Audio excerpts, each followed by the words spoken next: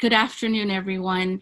On behalf of the South Coast Interfaith Council, I welcome you and I thank you for joining us tonight or this afternoon for this very important discussion. Angered, disgusted, saddened, shocked, numbed, disheartened, tired, and enraged.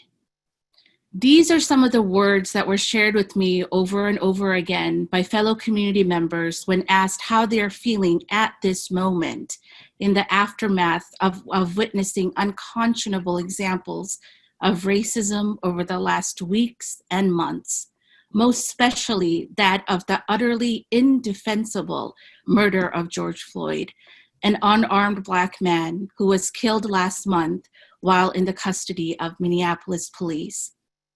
Americans have had enough and are marching for justice in unprecedented numbers. In small towns and big cities across the country, thousands of people are giving voice to the grief and anger that generations of Black Americans have suffered at the hands of the criminal justice system. Young and old, Black and white, family and friends have joined together to say enough. Undoubtedly, there has been a national outcry following the release of the video of the murder of George Floyd. But of course, these things have been going on for centuries. It hasn't gotten worse. It's always been this bad and much worse. The distress that we're witnessing across the country in the wake of Mr. Floyd's murder is a response to an unjust system that has oppressed and exploited Black people for hundreds of years. Throughout this country's history, the hallmarks of American democracy, that of opportunity, that of freedom, that of prosperity, have been largely reserved for white people through the intentional exclusion and oppression of people of color. The deep racial and ethnic inequities that exist today are a direct result of structural racism, the historical and contemporary policies, practices, and norms that create and maintain white supremacy. 48 years before the Black Lives Movement began, the National Advisory Commission on Civil Disorders, known as the Kerner Commission, issued its final report. It shocked many when one of its main conclusions was that the United States was, quote, moving towards two societies, one Black, one white, separate and unequal, end quote. This separation was not based on voluntary actions by Black Americans, but was created, maintained, and condoned by white America. It is imperative for us to reckon with our history of racial injustice and honestly address all the damage that has been done during the 2.5 centuries of unjust and discriminatory system that enslaved Black people. To this, Bryan Stevenson, the lawyer who's portrayed in the movie that we're talking about today, he states, quote, "The great evil of American slavery wasn't the involuntary servitude, it was the fiction that Black people aren't as good as white people, aren't the equal of white people, are less evolved, less human, less capable, less worthy, and less deserving than white people. That ideology of white supremacy was necessary to justify enslavement, and it is this legacy of slavery that we haven't acknowledged," end quote. As Black individuals continue to suffer the loss of life, liberty, opportunity, and justice in our nations, we must critically evaluate the conditions which permit this continual loss and suffering. These injustices will not go away until we acknowledge and address the hundreds of years of racism that has brought us here. It is only through learning and confronting our history can we build a brighter future for all members of our society. Today, during this program, that is our goal, to confront a small but ever so important slice of that history as shown through the film Just Mercy. By focusing predominantly on the criminal justice system, it is our intent to not just address the plague of systematic racism, but also shine light on the concept of hope and mercy that our faith traditions offer to help mend a broken system and country. We gather here today beginning with the shared purpose of learning and ending with what we trust will not only be a deeper understanding of our too often problematic criminal justice system, but also a realization of the transformative role that hope and mercy can play in inspiring us to be agents of change in the world that we live in today. I'm embedded to our esteemed panelists who are here with us today to share their expertise and their insights. And I would like to invite Dr. Sara, the SCIC president, to introduce them at this time. Again, I thank you for being here with us today. Thank you, Milia. Greetings of peace and good afternoon to everyone who has chosen to spend the afternoon with us having this important conversation intentionally timed for the July 4th weekend. The film Just Mercy is a soul-stirring, thought-provoking, and action-inducing 2019 legal drama directed by Dustin Cretton. The film stars Michael B. Jordan as lawyer Bryan Stevenson, Jamie Foxx as Walter McMillan, also known as Johnny D, and Brie Larson as Eva Ansley, amongst many other brilliant artists. The film offers a candid and unfiltered glimpse into our country's criminal justice system and its human impact through the story of Walter McMillan, who is wrongfully convicted and consequently condemned to death row for the alleged murder of a white woman, Rhonda Morrison, in 1980s Alabama. Alongside Mr. McMillan's story, we almost witness a coming-of-age story of a young African-American lawyer, Mr. Stevenson. The film, as Milia alluded, reveals the many layers of racial injustice built into our criminal justice system, from policing to sentencing. We also see the vestiges of segregation still being subtly upheld through economic and social barriers between Black and white neighborhoods. While the film certainly challenges the viewer's heart and mind, there are many difficult moments in the film. Many viewers find hope in the protagonist's ability to draw upon their faith to persevere through the challenges they are faced with today. So it is here that we would like to spend time today, reflecting upon the potential of faith to offer a lens to better understand the societal issues we are currently wrestling with, and also faith as a means for communal healing. I am so excited and pleased to introduce to you all our incredible panel. I'm introducing them in no particular order. The first person I'd love to introduce is Dr. Billie J. Moore. Dr. Moore is a City of Compton native. She began her career as a peer counselor for the EOPS program at Compton Community College, and within 2 years, she became the director of the program and eventually a professor of ethnic studies and history. During her 35-year tenure at the college, she worked aggressively to create programs designed to enhance students' understanding of African and African history and culture, which for the most part was absent from the K through 12 school curriculum. Dr. Moore is a graduate of California State University, Long Beach, with a BA in African American Studies, a master's degree in public policy and administration, also from CSU Long Beach, and a doctorate of philosophy from UCLA Graduate School of Education. She retired in 2016, having taught over 8,000 students. That is an incredible impact on our communities. Thank you.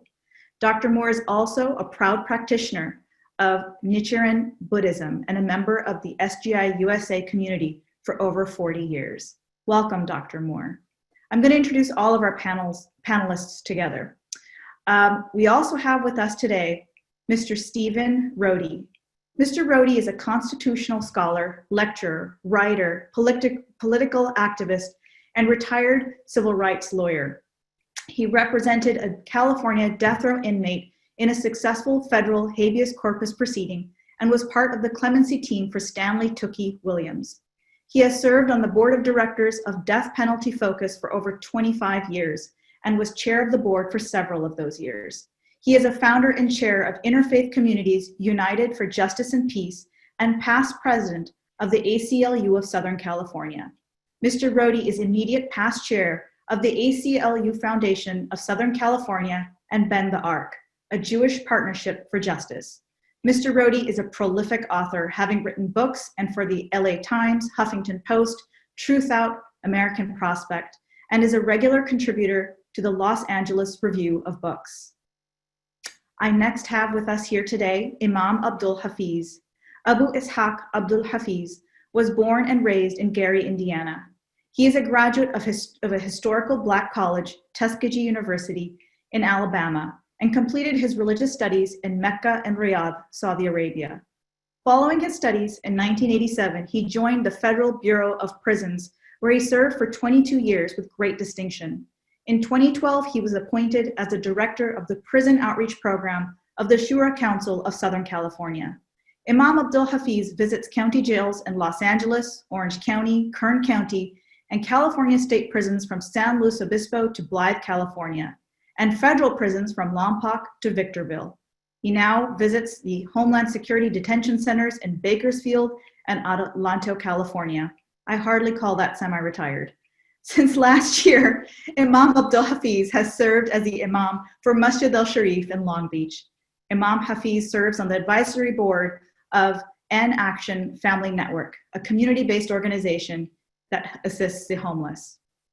And lastly, but surely not least, we will have joining us Reverend Dr. Najuma Smith Pollard. And actually, she might not have logged in yet. She was driving home and there's a traffic block off. The roads are blocked off to her house. So she's running a few minutes behind, but I'm sure that she's going to be able to log in. So Reverend Najuma is the founding pastor of Word of Encouragement Church and program director of the Cecil Murray Center for Community Engagement at USC. She's a frequent speaker and panelist for conferences related to women's empowerment, women in ministry, sexual violence awareness, professional development, the Black church, and civic engagement. In addition to her core work, Reverend Najuma is an author, radio show host, business owner, and professional mentor. She's a lover of social media, music, dancing, and movies, fitness, and traveling. And her babies, Dorian, Zuri, Daniel, her angel child, and grandbabies Dylan and Naomi. Now here's the challenge. I wish we could be together in person, and have you sitting usually every summer, we do a summer film program and all the panelists and we share a table, and we're missing that connection of sight and touch. So we'll do our best today. I'm so grateful again to have you all here with us. Hopefully Reverend Najuma can log in shortly. As we wait for her, I would love if each one of you could share with us. And what I'll do is I'll call on you in the order that you appear on my screen, on my Zoom screen, which is completely random, I believe. What is it about this story, the story of Walter McMillan and Bryan Stevenson, which called you into this conversation? Why was it so important for you to be here with us today? Dr. Billie J. Moore, can I please invite you first? You're muted.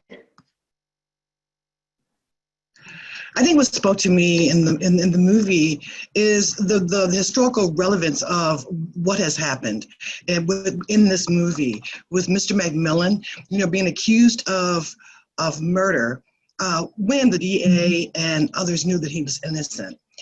And so this is nothing new. It's been going on historically for a very long time. Viewing the film for me just really stirred up all kinds of emotions. I wasn't surprised. It has happened for 400 years. So there was no reason for me to be surprised. However, it was hopeful and encouraging because Bryan Stevenson, his will and his sense of mission to go to Alabama in the 1980s and represent inmates on death row was very encouraging. He was relentless. He did not give up, even in the face of violence, almost violence on the part of the police. With a gun to his head, he didn't stop. He continued. And so that kind of determination, that kind of will, and determining that you will stand for justice and that you will be the one to protect those who can no longer represent or protect themselves was most encouraging for me. So I'm just really happy to be a participant on the panel. I'd like to thank you for sure, and thank Susan and Milia and Dr. Imam Abdul Hafiz, Rody, and all the panelists, because this is very important. This discussion is very important, particularly at this point in time in history. And we are making history right now. Thank you so much, Dr. Moore. I really appreciate that. And you're right. It's his relentless pursuit for justice and to protect others that is just so moving as viewers. Thank you. We are so grateful to have you here with us today. Thank you. Imam Abdul Hafiz, can I please invite you to share? For me, this is a moving film that displays one of the realities that occurs, and it shows the commitment of an attorney as well as a mission that they're on, oftentimes unconditionally, when they connect, to someone in that circumstance of their life being on the line of being taken, and to commit whatever it would take to be there with them through the process, trying to find a way and hoping that the system, would work should a way be found. It was moving for me. I've seen the film several times, and at the end, each time when he is released, I tear up because I have lived the experience of witnessing thousands of men and women, incorrectly incarcerated, and sometimes, justice does serve itself and they are released, but oftentimes it does not. And so seeing the mercy that is bestowed upon him from the attorney, as well as the hope that is there, and the hope that is in not just him, but all of the men that are on death row, there's a hope that is always there, because what one understands is that the process of execution, all the way until it literally happens, there's this possibility of clemency from the governor. There's a possibility of the Supreme Court. So up until the last moment, there's this hope. But at the same time, it's cruel that they go through these years of being in this circumstance. And so I'm just so thankful to be a part of this opportunity to talk to our community about how they can be involved with men and women who are in circumstances and situations that need unconditional love, particularly from faith community persons of all faiths and all traditions, to be there for them, whether they actually committed it or didn't commit it, but to be there to give them hope and to let them know of the mercy of the Most High. Thank you so much. Thank you so much, Imam Abdul Hafiz. And you are so right. Even as we were just speaking about that scene where he's released, I got goosebumps up my arm and you just feel teary. It was a very well done film. Thank you so much for being here with us today. Mr. Rody, can I please invite you to share?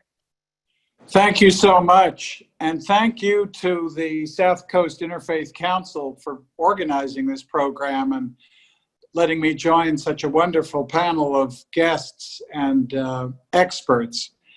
Just Mercy would be a very important film anytime it was released in American history. But the fact that it is released and now being made freely available in this period of reckoning is very, very important.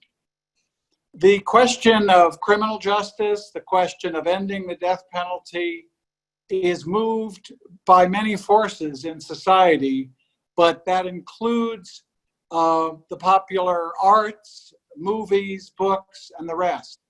So that Just Mercy is there to demonstrate the deep flaws in our criminal justice system, and the opportunity for hope is very important.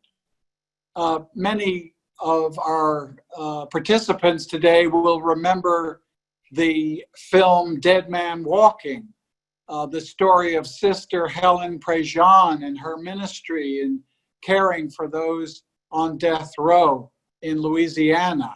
I think Dead Man Walking had a powerful influence in moving lots of hearts and minds, and I think Just Mercy will also. This is a very ominous time.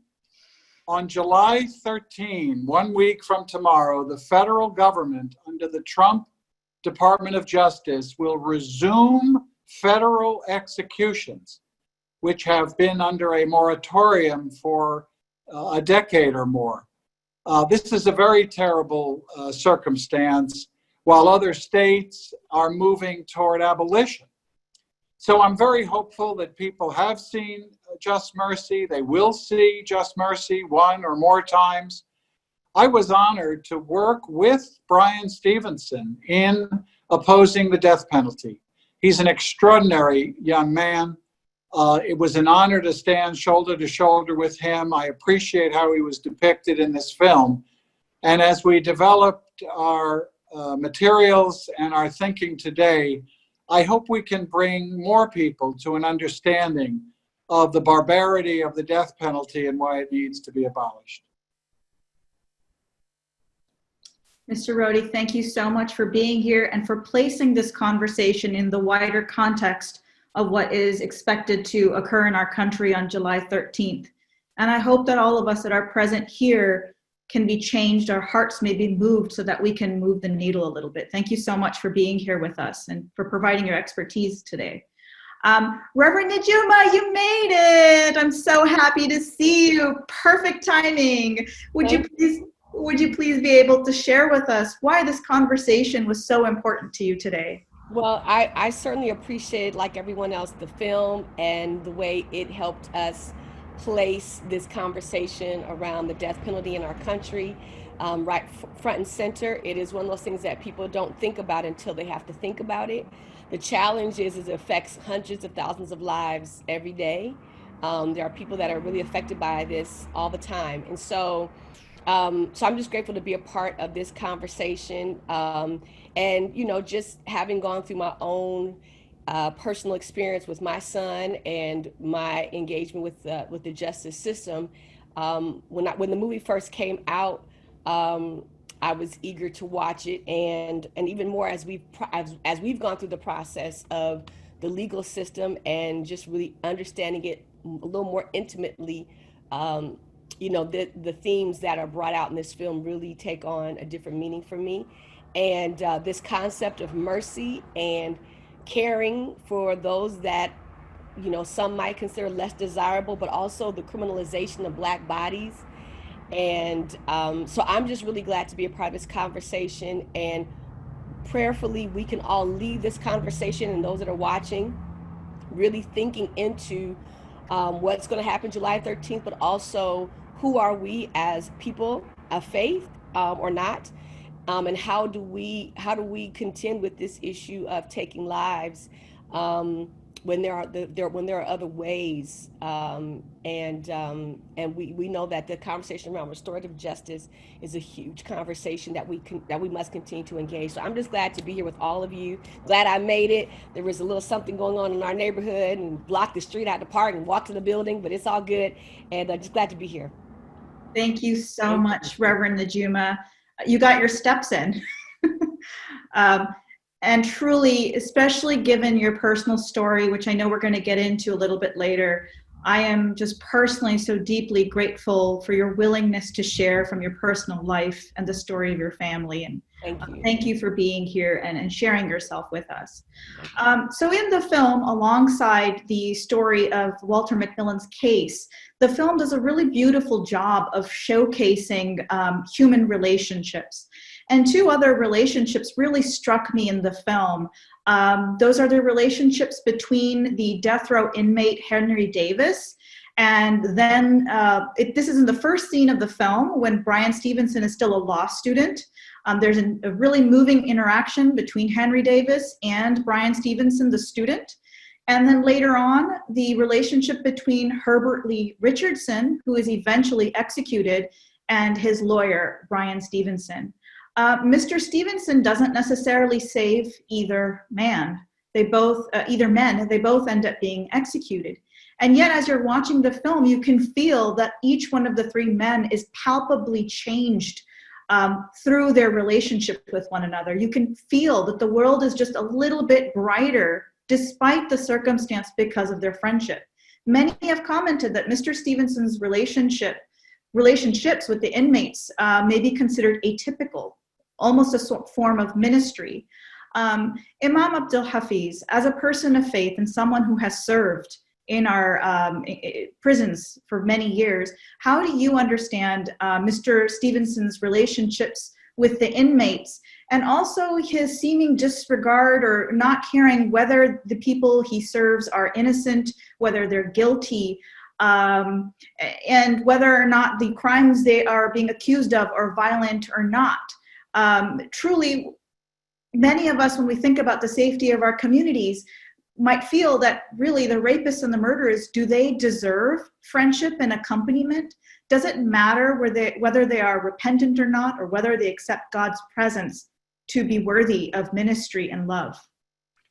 One of the roles of attorneys is to, similar to a chaplain, is to not judge, but to be unconditionally available. And one of the things I think that the film shows early on was the spirituality of Mr. Stevenson. And I've known many attorneys, particularly who work in the defense area, and particularly who work in the defense area for those who have been found guilty, and they're working with them to try to get to the bottom of if they're there unjustly, that these generally are men of faith. And oftentimes, many African-American attorneys also are chaplains, so they do have religious studies under their backgrounds, because it takes that in order to make a connection with the men that you're there for, that they can see through you. I mean, these men are very sensitive once they have been incarcerated, and particularly if they're on death row. They're very sensitive to who gets close to them and who they allows to get close to them. So when they feel and your genuineness, that you're there for them as a human first, more than as a client, or more than you just want to pray with them. But when they see that you acknowledge them as a human being and you make that connection, and that goes beyond being a friend, because attorneys as well as chaplains, often it's not a friendship, it's therefore pastoral. I'm there to be with you through this circumstance and through this situation, and I'll be with you. And once that is made, then you get a chance to see magic. You get to see God's work manifest itself. And this is across even faith traditions of the person that you're connecting with. And even if one doesn't have a faith, there's still a spiritual connection that is there. And for sure, we never want to forget about victims. And that is very significant and very important. And when these men oftentimes are in a hopeless circumstance and situation, and they do reconcile with what they've done, and they do come into owning that, it's a spiritual transition and process that takes place. And again, when you want to be with this human being, even if they're going to die, even if they are going to be executed or they're going to stay there until they die in the prison, they still are a human being. And you don't want to judge a person on an act that they committed, that defines all of who they are. There are so many mitigating reasons that people are involved in situations and circumstances. So many persons who are in prison, it's a fact, have been physically abused, sexually abused, males and females, horrendously traumatized, often as children. So many things that go into you not wanting to judge the act that has them there, but rather that you look at them as a human being and work that process with them, that regardless, you're there for them to meet out, as we talked about mercy. That's mercy. That's being merciful. And our prophet Muhammad, may God's peace and blessing be upon him, we say, he was sent as a mercy. And for those who follow in this faith, then we must be merciful to all of human beings, and not to measure whether they believe as I believe or don't believe anything. They are human being, and we want to give them the best we can in our attention and in our presence. Thank you so much, Imam Hafiz, for reminding us of the inherent worth and dignity of each human being, regardless of, like you said, any particular one act or deed that may or may not have been committed. Thank you. In the film, Mr. Richardson, right before his execution, asks Mr. Stevenson, his lawyer, to pray for him. In such dismal circumstances, from your experience, Reverend Najuma, how does prayer help? What prayer is a communion, is communion with God. It's having an intimate moment with God. Oftentimes we think of prayer as, our gimme list, like I'll pray and I'm asking God for something. But at its core, truthfully, prayer is about communion. And so when in this scene where he asks for prayer, it's just, cover my soul and help me to get in that space where I'm communing with God. And the reality is, and I lift this text up all the time. John 3:16 says, "For God so loved the world," and we may not like everyone in the world, and people have done some things in the world, but God still said that God so loved the world, and so there's still opportunity for God to be intimate with even those that we may feel don't deserve that intimate time with God, don't deserve that communion with God, because prayer is a communion with God. And I'm not God enough to say you deserve or you don't deserve an opportunity to commune with God and to have God's presence in your situation, regardless of how you got here. And so that's how I see that moment.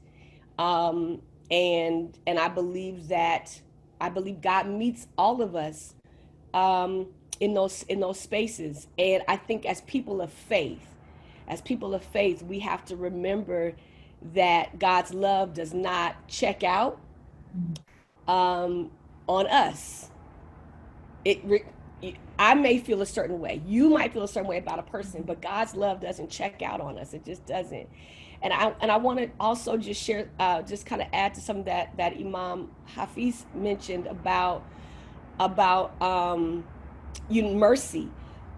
Even with our case, one of the things that happened when we first went to court was a message was sent to me and my son's father to release all offense, because we don't know how God wants to move in this man's life. And as difficult as that was for us humanly, spiritually, we had to get to a place where we released all offense, because the discussion that me and my son's father had at the table at our very first court appearance was, we don't know what God wants to do in this man's life. And the instruction to us was to release all offense, so that nothing about how we're feeling, no energy we take in there gets in the way of what God wants to do through this man's life. And that, I believe, is what mercy looks like, where God can still move through someone's life, regardless of how they got to where they are. God can still move. God can still do something in their life. And that's the understanding of mercy, is that even where they deserve it or not, God can still move into someone's life. And I don't get to judge that. I don't get to determine that. Reverend Najuma, just so that anyone who's listening can better understand the context of your comments, only as far as you feel comfortable, can you just lay the context for your comments? Yes. October 27th, my son was shot, and 2 days later he died from severe injuries. And so our family had to go through a murder trial that just ended June 23rd of this year. And so we've been in that process. But our very first court appearance, someone who's connected to me and my son's father spiritually sent us that message and said, release all offense so God can move. And because that's mercy. Thank you so much again for being here and for sharing with us. And God willing, let us dedicate part of our conversation today to the memory of your son. And may this conversation lead to change so that less men lose their lives early and are victimized by our system. The execution scene of Mr. Richardson is probably one of the most difficult to watch in the film. And it's really hard to reconcile that moment, because on one hand, he has caused a loss of life by intentionally setting the bomb. That was an act of injustice, but he was also gravely ill, suffering from PTSD after serving the nation, and desperately in need of mercy. So Reverend Najuma and Imam Hafiz, whoever wants to tackle this one first. Okay, looks like Reverend. How can our society simultaneously establish justice and mercy in such circumstances? Yeah, I think one of the things that the movie brings out is the number of times that this particular gentleman did not receive adequate care when he came home from Vietnam. So that's the starting place, right? That when he came. And I know personally with my own father, my father suffers from PTSD. And for a lot of men, a lot of black men, and goes back to the injustice, the racial injustice in our nation. A lot of black men came home from Vietnam and World War II, and they weren't given, because they were black, they weren't given the health care.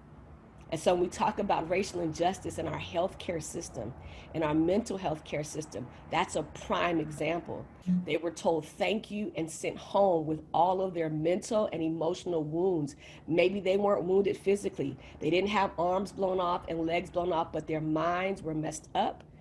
And again, it's not to say that this man did not have a responsibility in the bomb, but we have to consider and we have to take into account that from the time he came back from Vietnam, he did not receive adequate care. And so when we talk about systematic racism, this is how this plays out over a long period of time.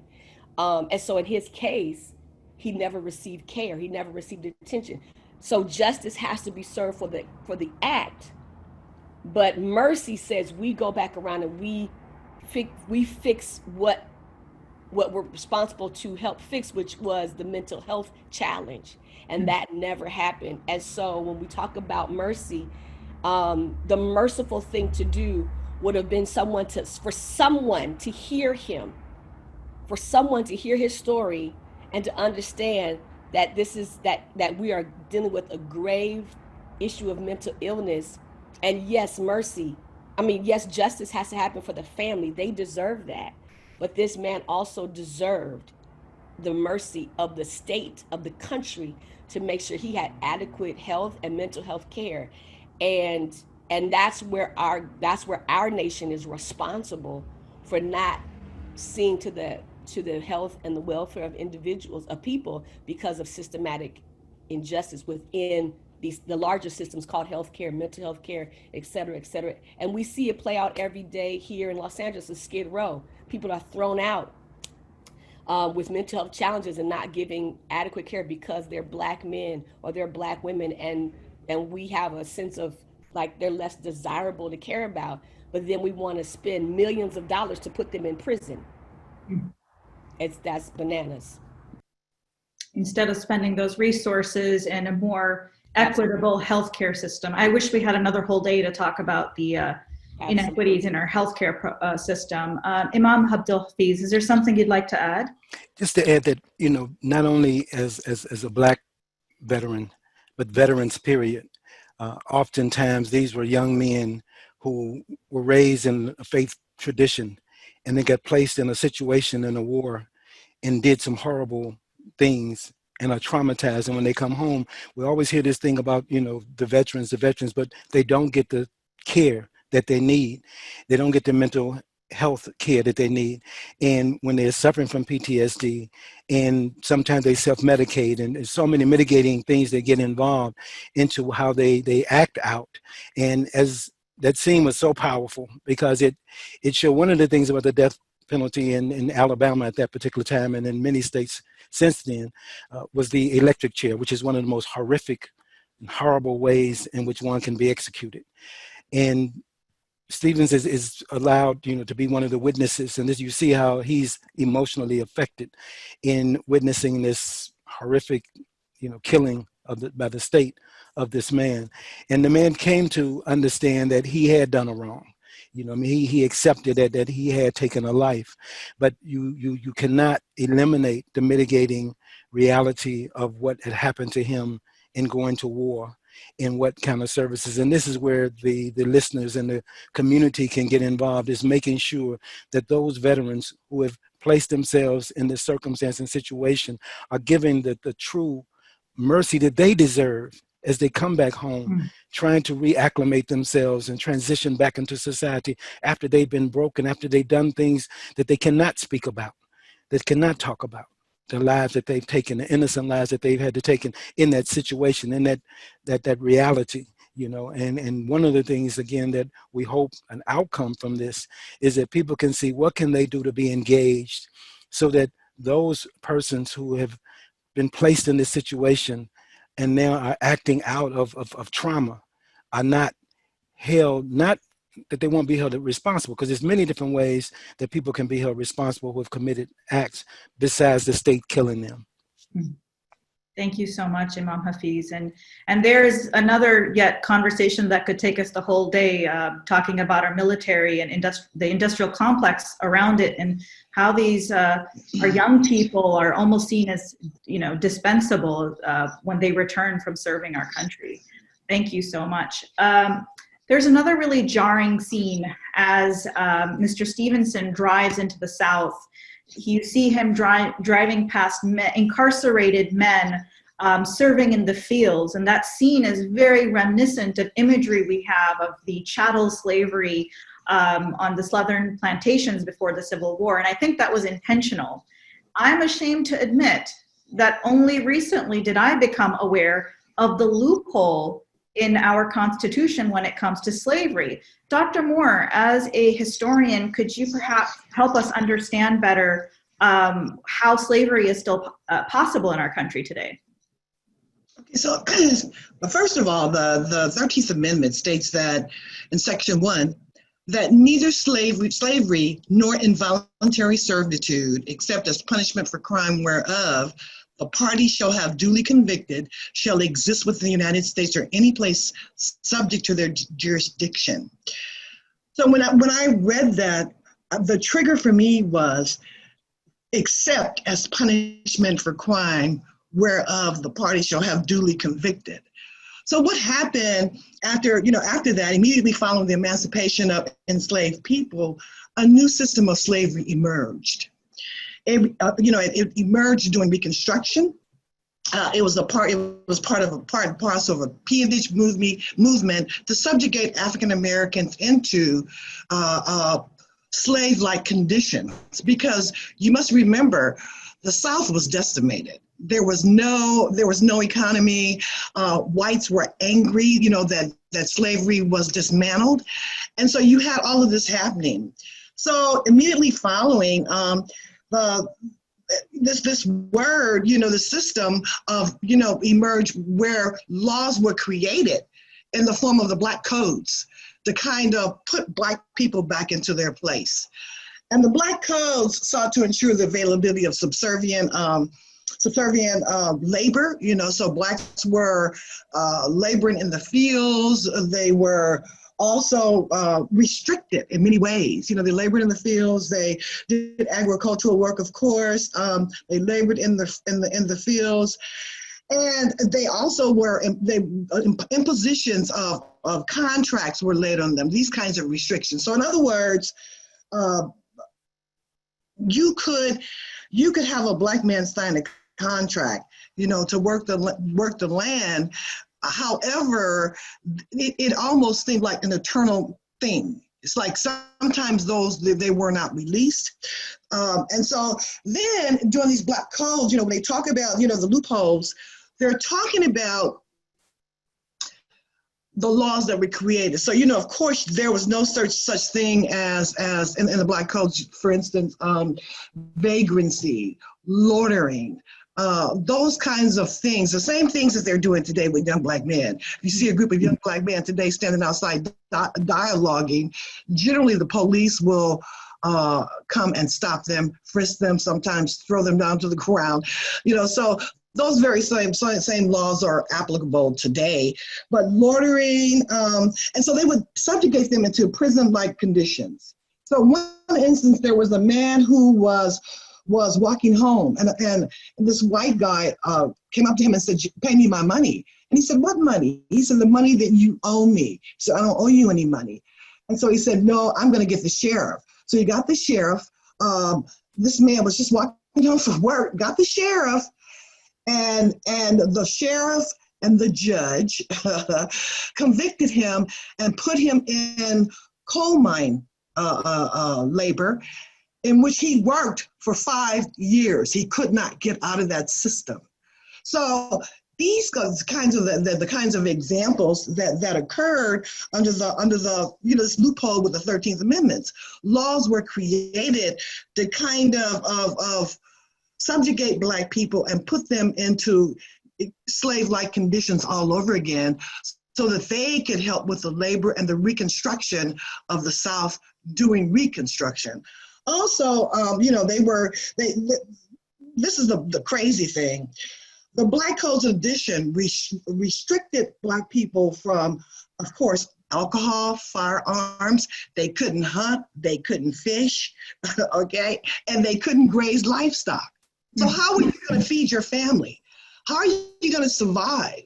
So if you were caught fishing, you could be arrested and placed into custody, and eventually, they also eventually put into prison-like conditions. Also, they had the convict leasing program, where they would lease, the state would allow them to be leased out to business owners to build railroads, clear swamps, cut timber, tend cotton, and work mines. But by the 1920s through the 1960s, these laws then turned into Jim Crow laws. We went from the Black Codes and then straight into Jim Crow. And with Jim Crow, of course, was legalized segregation, which meant that this new separate but equal doctrine would be upheld by law. So this legalized pattern of segregation caused African Americans to be placed in inferior schools.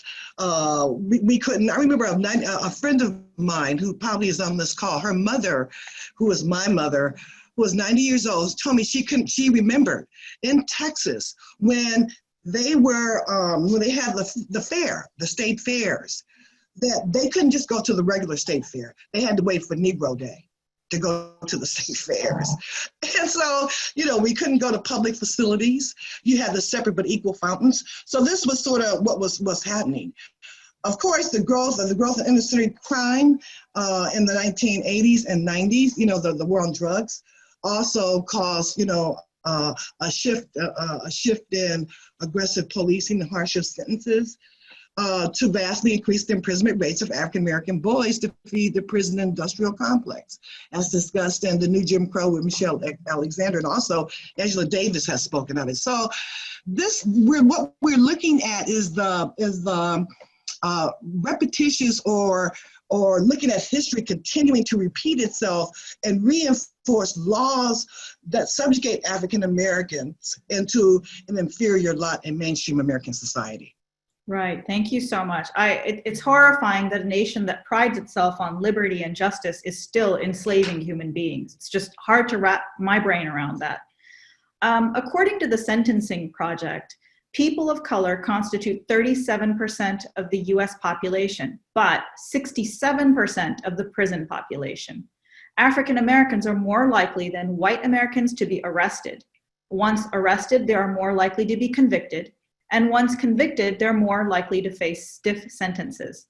Black men are 6 times as likely to be incarcerated as white men, and Hispanic men are more than twice as likely to be incarcerated as non-Hispanic white men. That was from the Sentencing Project, which is a website I really recommend to people watching for more background information. Indeed, even in the film, Walter McMillan describes his status as a Black man in this country with, quote, "You're guilty from the moment you're born." Even before his trial, before due process, the newspapers and the criminal justice system had forced their fictionalized and racially biased conception of who Walter McMillan is to fit an old trope of a brute, completely disregarding Mr. McMillan as a human being and as an individual. Dr. Moore, can you tell us why was it so easy to impose this false identity of a brute on Mr. McMillan and completely marginalize who he was as a person? Basically, the stereotypic images of African Americans are as old as slavery. Stereotypes were used to reinforce the inferiorization of Africans, of course, in slavery. The idea that Africans were subhumans, savages, and in need of paternal guidance of a master came as a direct result of the transatlantic trade. In 1933, Sterling Brown distinguished the following main types of Blacks in American fiction: the contented slave, the comic Negro, the exotic primitive, the tragic mulatto, and the brute. Okay, the buck or the brute. Some 40 years later, Donald Bogle introduced this version of 5 stereotypes in the representation of Blacks. Toms, first number 1 was Toms. They served the master well. There were coons, funny men. All Blacks are stupid. Mulattoes, tragic because they were not all white. The mammies, sexless arch mothers. And bucks or brutes, bestial super studs. The stereotype that we may be most familiar with is that of Sambo, the natural fool and jester. So in his book, Bertiers talks about, in this book called White on Black, Images of Africa and Blacks in Western Popular Culture, he defines Sambo as a familiar since the beginning of the 19th century, from stories to jokes, from minstrel shows and later from films and advertising. Sambo has been seen as an eternal child, the eternal dependent, happy though given to unaccountable moods of depression, lazy, enjoying the banjo and dancing, so forth and so on. The American context about race is geared chiefly to suppressing Black males in the context that 2 stereotypes predominate alternately, the Sambo and the brute. So in the images, and you know, these images still remain deeply entrenched in the South to this day. The idea that Walter McMillan was becoming uppity, remember he's driving a brand new red truck and the police officers tell him, you have some expensive rims on there. And so what they're in fact saying that you're becoming too uppity and you need to be put in your place. And, you know, so he was an easy target and a fit for that particular crime because, of course, they wanted to put him back in his place. And although the DA knew Mr. McMillan was innocent, the image of him as a brute in the killing of Rhonda Morrison was definitely not a hard sell. There was no hard evidence, of course, linking him in the killing of Rhonda Morrison, only the testimony of Ralph Myers, who later recanted. In addition, Southern police stem from the paddy rollers. You have to understand that. The paddy rollers are slave patrols. The aim of original group was to catch, punish, and return other people's property to them unharmed. Once slavery had officially ended, the red shirts, the KKK, the Knights of the White Chameleon, and others such systematically hunted down Black women and men and assaulted them, murdered them, lynched them, so forth and so on. So that mission continues to be much of the South, even in southern states and in our nation. The interaction between the police and Mr. McMillan is the function of that continuing mission. So if we look, here we are in 2020, we're just now getting rid of images of Aunt Jemima and Uncle Ben. They're just not, this is 2020. So these images are still alive. They're deeply entrenched in our society. And some people who have no interaction with African Americans see it plainly. They see it plainly, and then there are others who just feel like, for sure, this is how Black people are. Yeah, Period. Stereotypic images, you know, and that's what's happening with the criminalization of African American men presently. Thank you so much, Doctor. Yes, and I'm born and raised in California, and I have to admit, when the conversations a couple of years ago started happening in the public discourse about blackface, I was not taught this in school, the historical context of these really harmful stereotypes of painting Black men into specific rules of the Sambo or the brute. So thank you so much for sharing with us today. When you're watching the film, you really begin to question that, is the criminal justice really centering the victim and her family? Are they really pursuing justice and honoring the victim's right to justice? Or is there something else that's preceding or more important? And then this question of, don't families deserve closure? So Dr. Najuma, especially given your own personal experience, do you think Rhonda Morrison was honored by the criminal justice system? Well, I think, well, let's go back to the film. So of course, there's a portion of the film where the sheriff is talking about making sure that this poor girl and her family get justice. And so that they go to set up this man who's innocent. in order to give her family justice and closure, which we, of course, we find out is neither the case. So there was an attempt to give the family closure and to give the family justice. But that was on the backs of criminalizing someone who was completely innocent.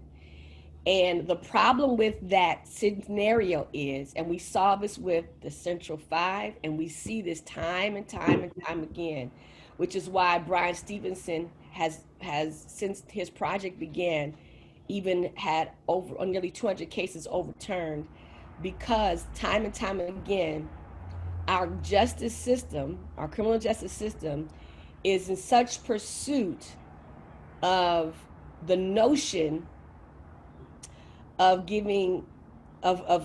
figuring the crime out and bringing to justice the real criminal, that they actually begin to criminalize those who don't deserve the crime that they're trying to pursue them for, right? So it can't. So that whole notion of we're centering the victim can't be true, because if you present to me a person who's innocent as guilty, but the guilty person still is walking free, you have not given the family justice, and you actually haven't given them closure. So it's a false sense of justice and a false sense of closure.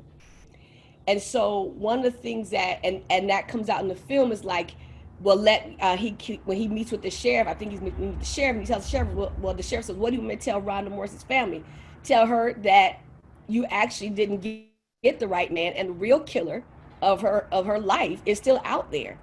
And so the family actually didn't get justice, and the family still didn't get closure. And so part of the problem with the way in which the business side of the justice, because there is a business side, and that's what a lot of people, unless you've actually walked through a case in court, there is a business side. There's a business side for DAs, there's a business side for prosecution, there's a business side for the judge. And people don't like to hear that and don't like to acknowledge that, but I want to invite you to, for those that are watching, go sit in court one day and you will see the business side of it. And it does not center the family and the victims when people who are actually not guilty are being offered plea deals just so they can get this case off their books. That's the business side. Or when they're conspiring evidence to convict a group of boys or convict a man who actually didn't commit the crime that they're being convicted for, you're not giving so that they can close the case and look like the heroes. You're not centering the family, and you're not giving the family justice or closure. Do I believe families should get justice and justice? Absolutely. I was one of those families, absolutely. But would I want an innocent person to be made guilty so I have a false sense of justice? No. And that's where individuals need to begin to understand and study the justice system, and to see how many of these cases exist. And we see it time and time again because of the criminalization of Black and brown bodies, because so many of our men and women are made criminals from the time they're born. And that prison pipeline exists. People are taking sentences and deals for things that they should not take them for, so that the courts and those who are, prosecution and defense can appear to give somebody justice. But if you're pursuing injustice on the backs of somebody else, then you're not giving the victim's family, true justice. And so those are the things that we have to examine, and people have to be really, really understand about our criminal justice. So when you hear individuals say the justice system is not just, these are one of those areas we're talking about. How literally people are giving trumped up cases, so that the business side can look like it's performing at a level of accuracy when there's gross inaccuracy. And people are so committed to appearing accurate, judges are, prosecution, defense, they're so committed to present an accurate justice system that they will behave unjustly over and over and over again, without regard for the lives that they're putting on death row, putting on life sentences, giving 50 years, 40 years for crimes that people should not be convicted at that level for. Thank you so much for sharing with us. I'd just like to let our audience and guests know that we're going to talk about one more issue, and then we will allow a short recess to give our panelists a moment to catch their breath. So the linchpin of the criminal case against Mr. McMillan is Ralph Myers' plea deal. Mr. Myers happens to be serving a 30-year sentence for robbery and the alleged murder of a white woman. And it's ironic because both men, Mr. Myers and Mr. McMillan, are in the system for allegedly committing the same crime, the murder of a white woman. However, Mr. Myers is able to avoid the death penalty by falsely testifying against Mr. McMillan. So two parties, Mr. Myers and the prosecutor, benefit at Mr. McMillan's expense. Mr. McMillan, a Black man, is not afforded any such opportunity. He seems like he's expendable. And in fact, there are studies that show that Black defendants receive less favorable treatment in the plea bargaining process. A study by Loyola Law School found that in Wisconsin, white defendants were 25% more likely than Black defendants to have their most serious initial charge dropped or reduced to a less severe charge. Black defendants were more likely than whites to be convicted of their highest initial charge. And in the film, we see how Ralph Myers, he's aggressively and cruelly manipulated and manhandled to take the plea deal. He isn't treated justly either, albeit better than Mr. McMillan. Mr. Rody, I'd love to lean on your expertise of our criminal justice system. Can you explain to us a little bit how plea deals work, and how does systemic racism impact plea deals and outcomes consequently? Thank you. Plea deals deserve so much more attention than the general public gives it, because plea deals bury injustice. They hide injustice in our system. So we have, as portrayed in this movie and in real life in so many cases, we may have a witness, we may have a co-defendant who is somehow charged or involved in the crime. And the statistics you gave are simply exemplary of the racism that exists at every stage in this system. And the problem with a plea deal is those injustices will never get exposed at a full and fair trial. Many people who defend the American criminal justice system, let alone the death penalty system, will often cite the lauded and lofty American criminal justice system with all of its fairness and due process and checks and balances. But all of that disappears when the prosecution goes for a plea deal. What prosecutors do, they will overcharge in an instance. They sometimes will charge the death penalty, whereas they will not charge the death penalty for a co-defendant, as we saw in this film. With that terrible consequence in the balance of execution, people have been forced to admit guilt to crimes they never committed, because the balance, the risk of going to trial, and then in the trial you have all of the defects in the criminal justice system of prosecutors who engage in misconduct, police who lie on the witness stand, judges who make judicial errors, and juries who can be racially motivated in rendering their verdicts. So all of that system is arrayed against a defendant like Mr. Richardson in this case, and Mr. McMillan, and then they are forced, the weight of the system is so great to take that plea deal. And I couldn't agree more that the business side, and I love that from Reverend Najuma, the business side is to get convictions. Now, prosecutors are supposed to be held to a higher standard of justice as well as convictions. That's not true. That's another myth, along with closure. The business side wants convictions. And if you overcharge someone, force them to look at what they're facing. By the way, they are defended by overworked public defenders who have huge dockets of cases. They can't afford expert witnesses. The state has often unlimited resources to use in these circumstances.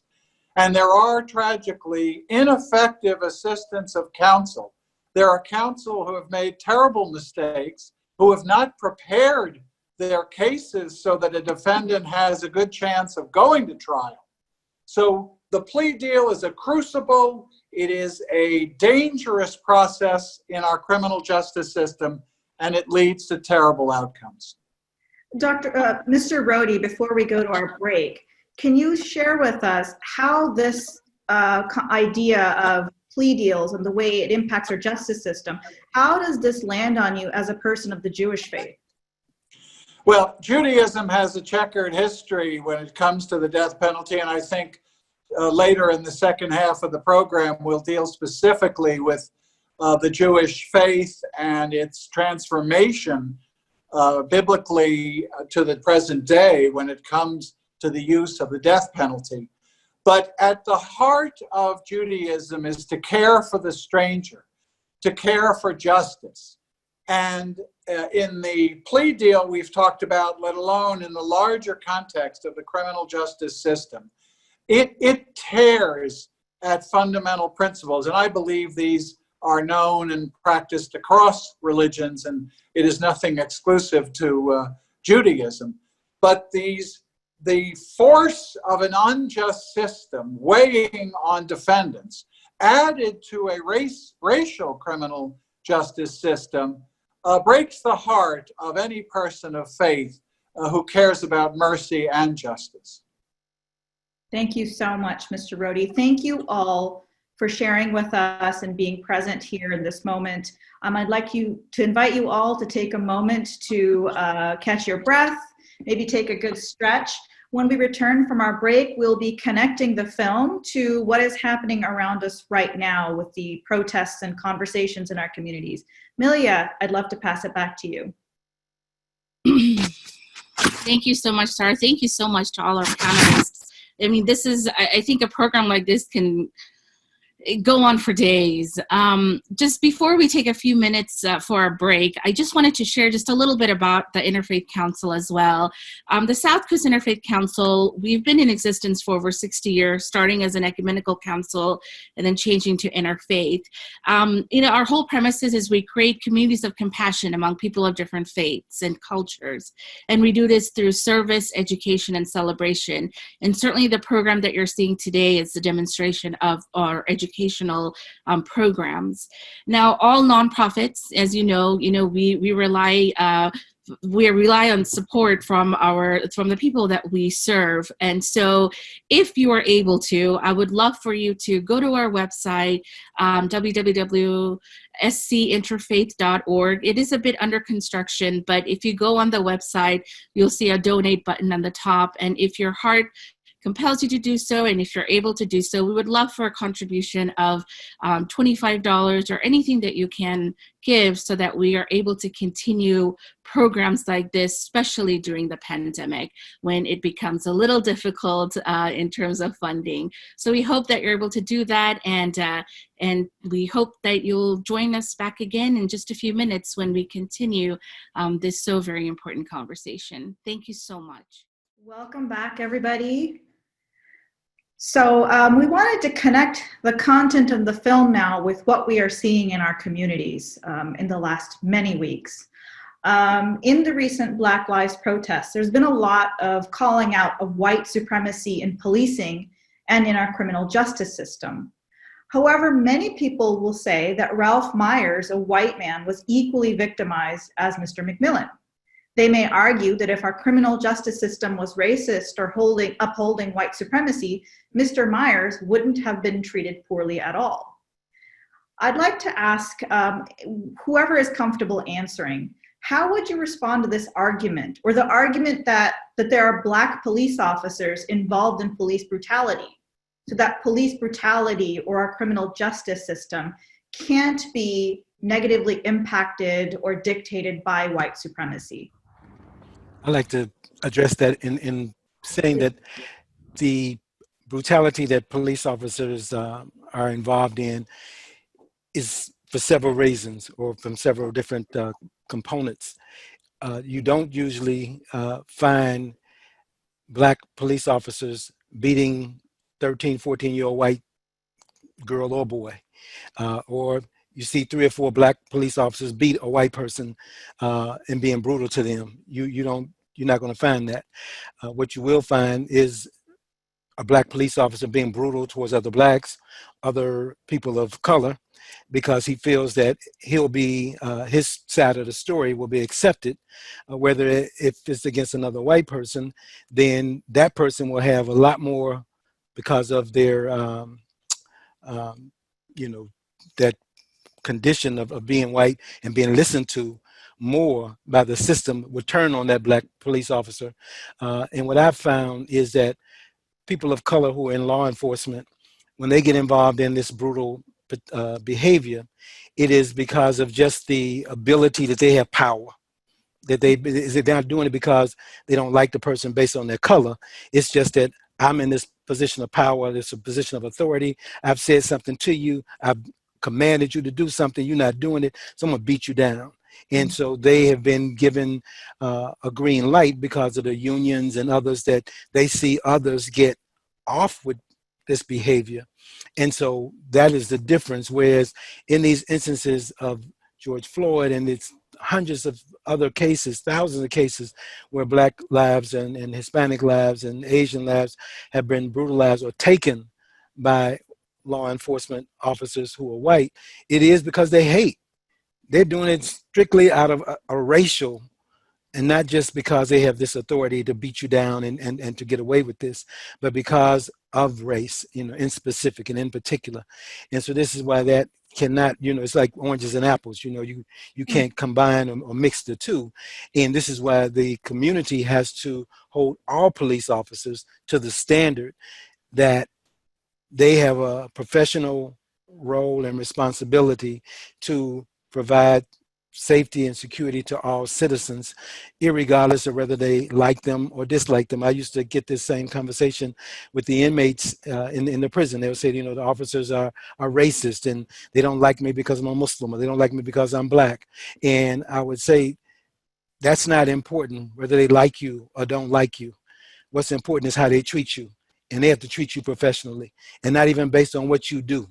It's not about the crime. So you treat people a certain way because of the crime they committed. No, you have to deal with every person as a human being. And this is what police are taught.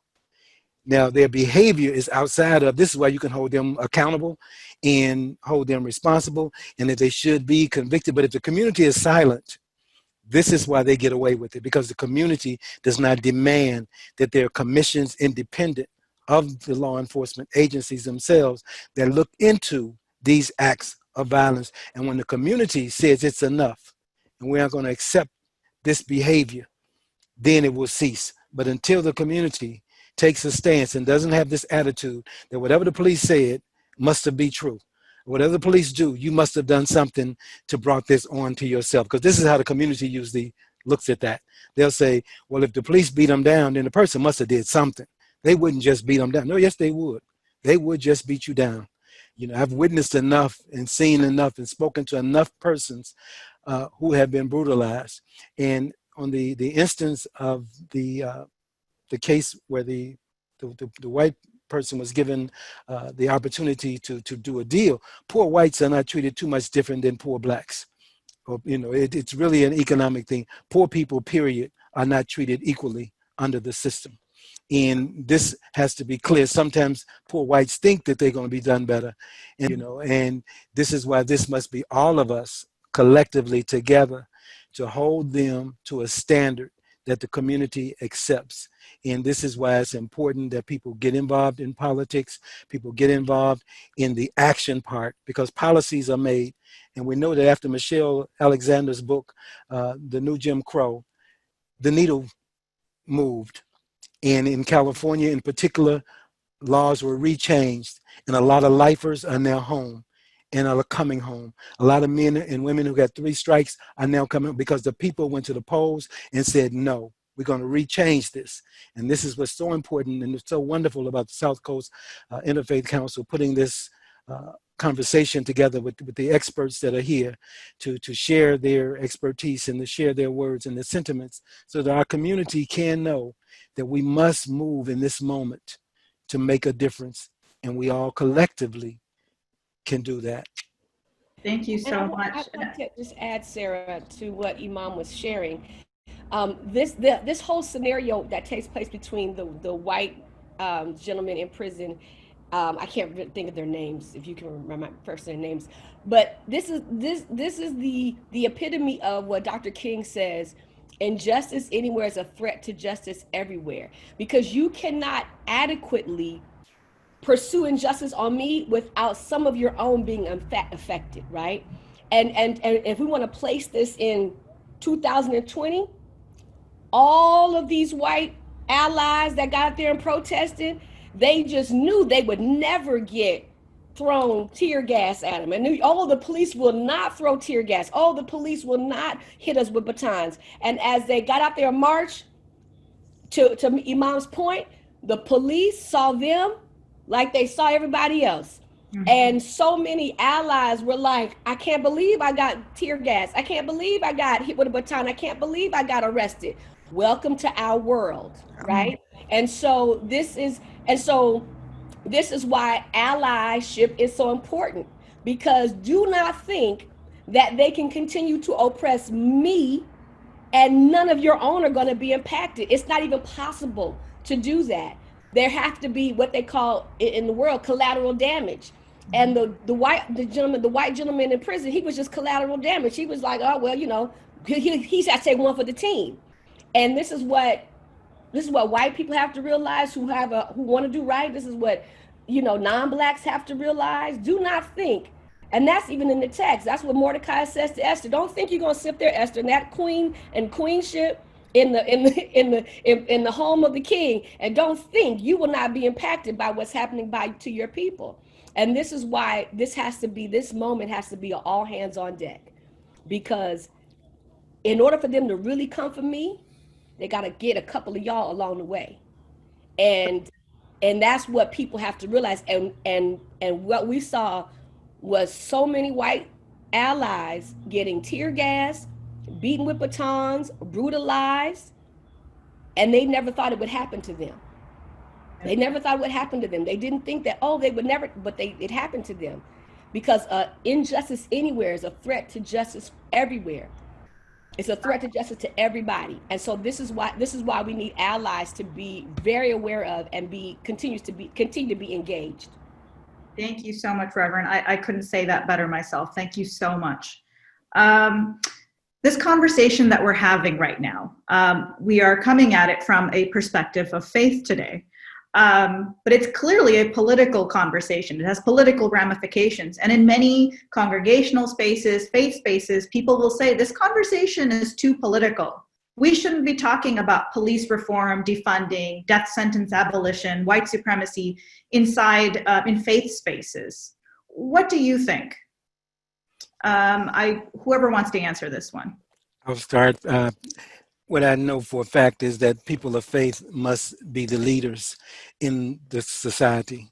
If correctness and collective behavior of respecting each other as humans and respecting life is going to be, generated, then it must come from this. Take the lead, and as our wonderful Dr. Smith Pollard has said, we must be allies in this correctly. And even when we look back, many of the politicians, are ministers and people of faith. And it needs to be more, because the people of faith and people of consciousness are in these positions where policies are being made, or at least the congregants from the faith communities are part of the process of putting policies together and putting the laws together. Then we'll be in a better space, and especially when it's it's an interfaith, it's from all traditions that are at the table, making the rules and establishing the rules and holding each other accountable. Because this is where the not funding the police, we should have a picture of what we would like to see and how our communities are being served. And so our voice is important to be there. And religious leaders have always had a powerful hand to play. And they can't be silent, anymore. I think how I understand what you're saying is that those of us who identify with a specific faith tradition, we may speak a common language that allows us to communicate common goals in addressing these topics. So I appreciate that. Is there someone else that wants to chime in on this one? Could I chime in on that? Please do. I'd like to give faith a broader definition today. I think there are humanists, and I'll dare say in this context, atheists and agnostics, who also have deep moral principles that are at play when we discuss these issues. So I wouldn't want to write off any one of those beliefs. I think there is a faith in the Constitution, there is a faith in equality, there is a faith in justice. So you may come to that through an organized religious perspective, or you may come to it through a humanist perspective. But at Interfaith Communities United for Justice and Peace that I'm active with, we have a very broad definition of interfaith and faith. And I think by seeing every person and their human dignity, irrespective of belonging to an organized religion or otherwise, I think we'll move farther along the path that we're seeking of compassion and nonviolence. Mr. Rody, thank you so much. I wanted to develop your comment or move it a little bit further as well. Can you offer us a model or an idea of how people who identify with faith traditions can work with those who do not identify with a particular faith tradition, or who you may be calling humanists? How can we work together and ally and partner together on common causes? I think historically, and certainly in the contemporary era, many people of, let's call it organized religion, have become more and more embracing of people who are not.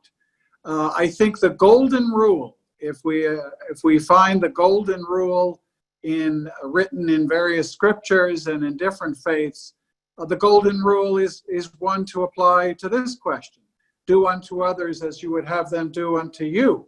Do unto humanists and atheists and agnostics as you would have them do unto you. I think that broader setting is exactly where we need to be headed, both as a nation and in the international community, to break down barriers, to reduce the extent to which Christianity, through the Crusades, the Inquisition, dark periods of organized religion and others, and I'm not excluding or including anyone there, I think those divisions have separated us. And I'm proud of your council for being interfaith. I'm proud of my interfaith group. I think separate churches, synagogues, and mosques to be doing important work on this basis. But I think when we break down barriers and look at each other in our humanity, we have a much better chance of success. Perfect. Thank you so much. Coming back to the human part of this experience, the film exposes us to the really terrifying reality of people on death row. Most of us don't think about or see these people in our daily lives. The film really brings to life the conditions of constant fear, grief, powerlessness that inmates experience. More than 70% of the world's countries have abolished capital punishment in law and in practice. Coming in after countries like China, Iran, Saudi Arabia, Iraq, and Egypt, the United States is sixth in the world by the number of executions in 2019. We, Americans, execute many people every year. Imam Hafiz, given your work with inmates, what should we, citizens or residents of America, know about the experience of being on death row? Can you tell us a little bit about these people and what their lives are like? You know, I've never worked at the facility where they actually carry out the death penalty, but I have worked with inmates who were being tried for a death case and were convicted and are now on death row. And I do know that it is a very lonely, lonely place. The film gave some depiction, but the reality of how they're housed, how they're separated from each other. There's no general population. There's no activity of that nature. And so it is a person that, if they don't find within themselves a connection to something greater and higher to themselves, then they often lose hope and commit suicide, or they lose their minds.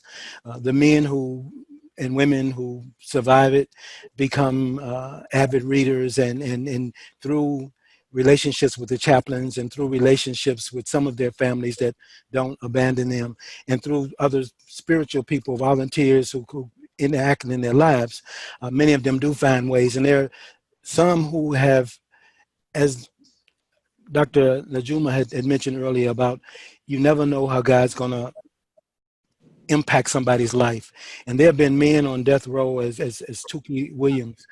Many may know only about some of the things he did in Los Angeles, but not the phenomenal work that he was able to do on death row, and the books that he wrote and that reached out to youth and young people around the world.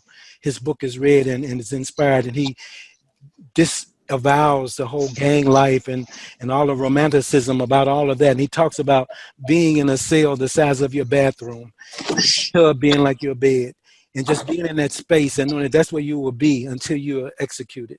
Knowing, again, that they don't know which day that they may be executed. Most of them, in this country, it's a long, arduous process, so that most end up dying from old age or from other illnesses, but they're still in this situation that this is hanging over their heads.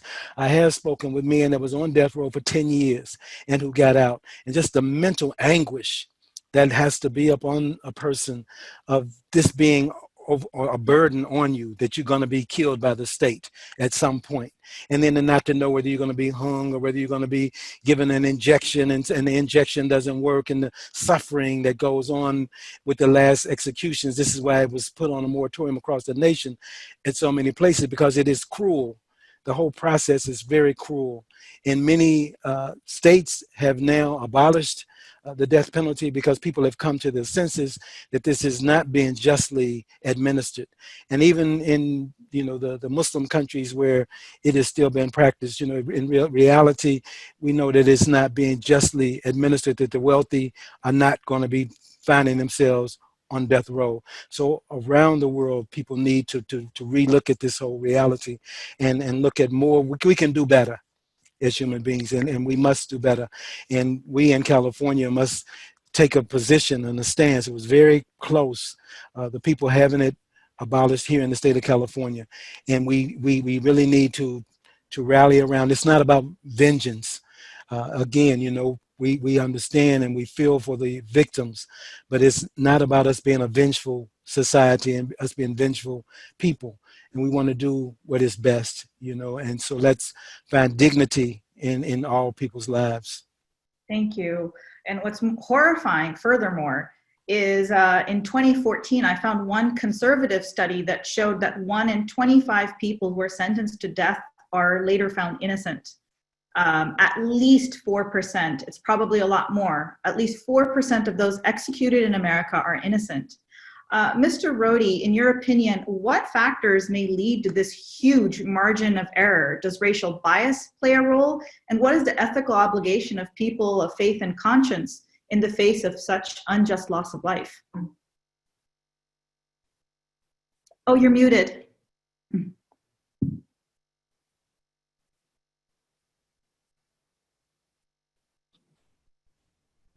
All right. Thank you, everyone. That is a shocking statistic for anybody to comprehend. 4%.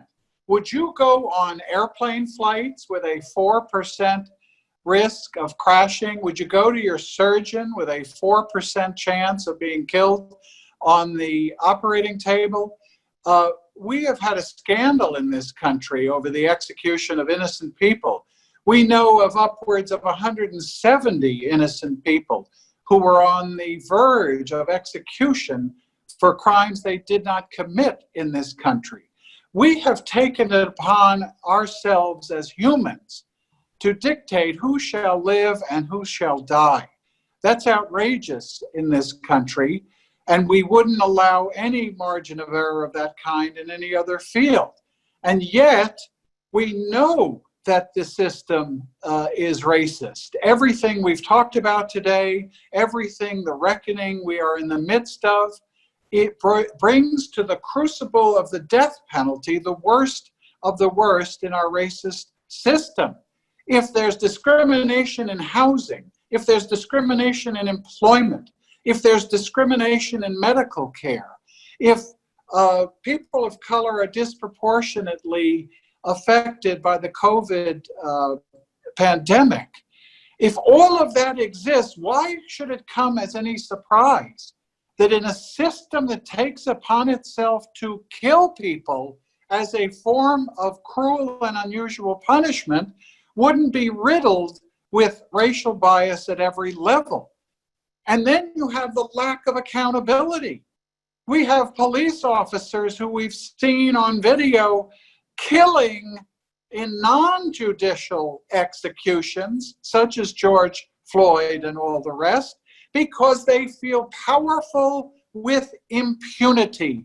They are not held accountable. They have something called qualified immunity, which is now up for public debate in Congress. And I hope all of our viewers will study qualified immunity to give immunity to police who violate the rights of the defendants that they have in their custody. And we know that race and class combine in this instance, as has been pointed out earlier by the Imam, that this system fails white poor people as well as black people in this system. So all of those factors accumulate. And that's what I've said makes the death penalty a perfect punishment in an imperfect system. It's a perfect punishment because the defendant is killed. He can never, he or she, prove their innocence. No new evidence can be brought forward that may save them if they've been wrongfully convicted. And I'll end this piece by reminding us that I think everyone on this call opposes the execution of guilty people as well as innocent. We should not get caught in the box that we are only bemoaning the execution of innocent people. I don't care if you have a videotape of a crime. I don't want, as a member of the people, all these cases are people versus so-and-so. I don't want to take the life of another human being in this system, regardless of having been judged by the worst moment in their lives. And that's what we're talking about today. Thank you so much. You actually answered my next question for me. Wonderful. Alongside this, the harrowing depiction of injustice and racism and this really gut-wrenching experience of being on death row, there are little beautiful glimpses of humanity throughout the film, like the friendships that are depicted in the film. We see, I really love that scene where Mr. Stevenson goes to, he drives out to the McMillan family residence, and you see that gathering of family and friends honoring friendship even in these dismal circumstances. The second depiction of whether you want to call it friendship or allyship would be of Eva Ansley, a white woman.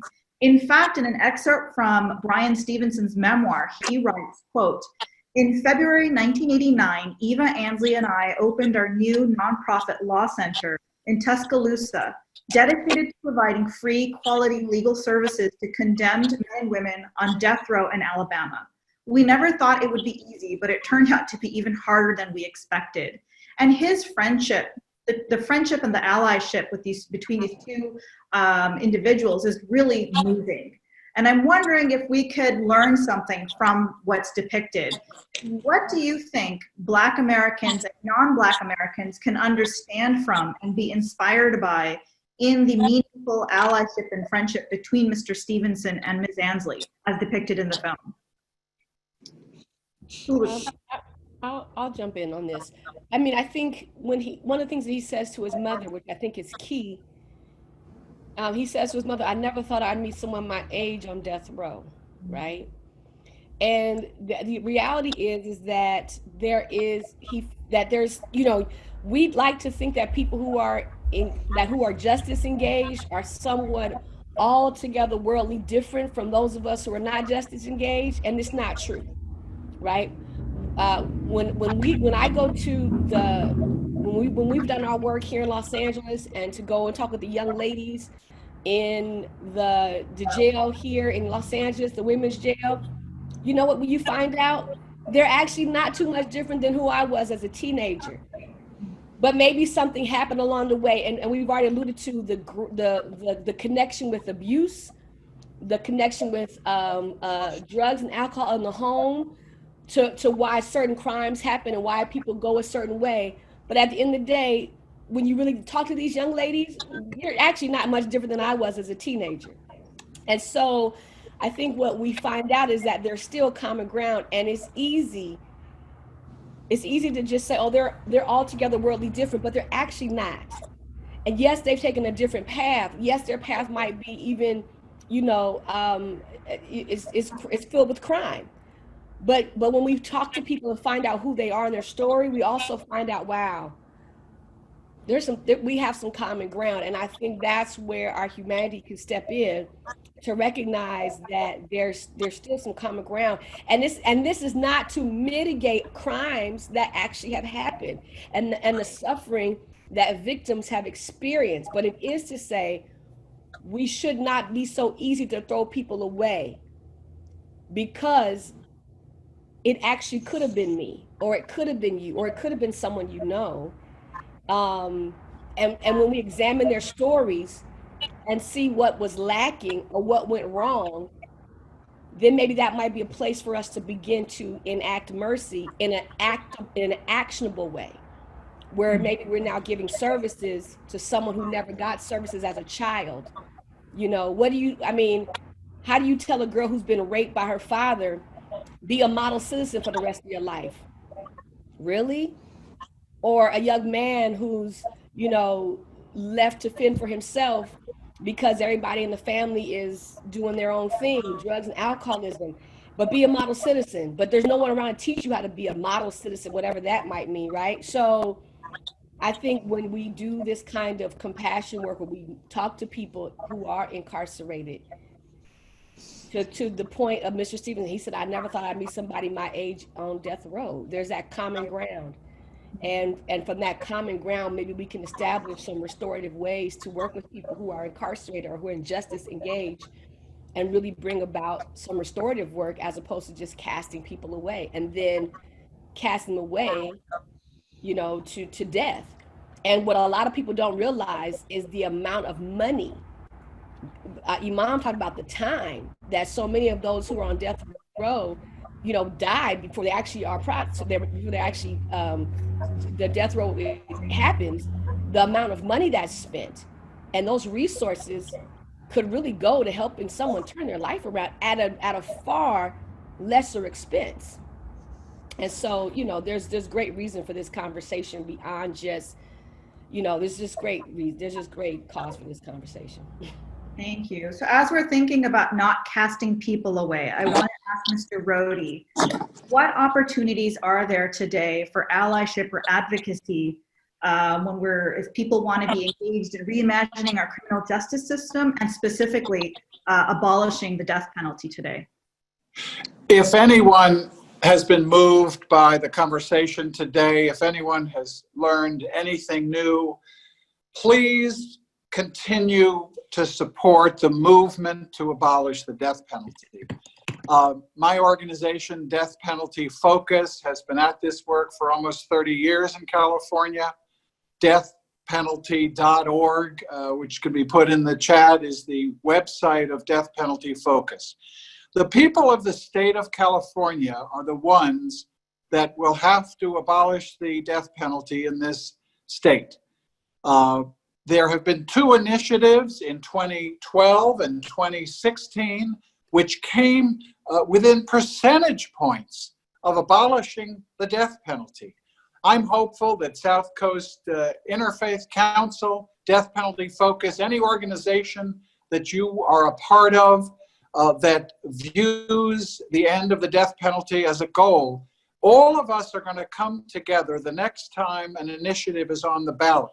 Now, it takes a tremendous amount of resources to put it on the ballot, to get signatures, but there's a movement to go to the state legislature to put a ballot measure directly on the ballot in the future. Well, that means that you're going to have to be in touch with your assemblymen and your senators. We have a courageous Governor Newsom who invoked a moratorium on executions within days after he took office as governor of California. We applaud him for that. But district attorneys in Los Angeles and elsewhere continue to seek the death penalty in criminal cases, and that should be opposed. We have to lift up restorative justice. We have to lift up the idea of coming together on this issue. I think with the death penalty, it is at both the pinnacle and the depths of the criminal justice system. It will be a huge effort if we can abolish the death penalty in California. We have almost 750 people on death row. If we ever resume executions in this state, it will take 14 years, killing people every month. How can we have the blood on our hands of such brutality? So I do believe we can come together. I do believe we can join in these coalitions. I'm certainly up to it. I know this council is, and many of the allies on this call. Thank you so much, Mr. Rody, for your undeterred commitment to abolishing this honestly heinous practice of taking the life of other human beings. We have our Justice and Peace Committee with the South Coast Interfaith Council. I believe the chairs from that committee are present today with us, and I am sure they will be happy to partner and be meaningfully engaged with you on your work abolishing this practice. I'm now going to invite us all to listen to and reflect upon the closing words of Bryan Stevenson. These are shared in the film. It's the closing sequence, the closing scene from the movie. It's deeply moving. And they are taken from the book that was written by Bryan Stevenson. So I'm going to invite you all to take a moment to listen, and then I will invite each panelist to share their closing reflection with us. I came out of law school with grand ideas in my mind about how to change the world. But Mr. McMillan made me realize we can't change the world with ideas in our mind. We need conviction in our hearts. This man taught me how to stay hopeful, because I now know that hopelessness is the enemy of justice. It allows us to push forward, even when the truth is distorted by the people in power. It allows us to stand up when they tell us to sit down, and to speak when they say be quiet.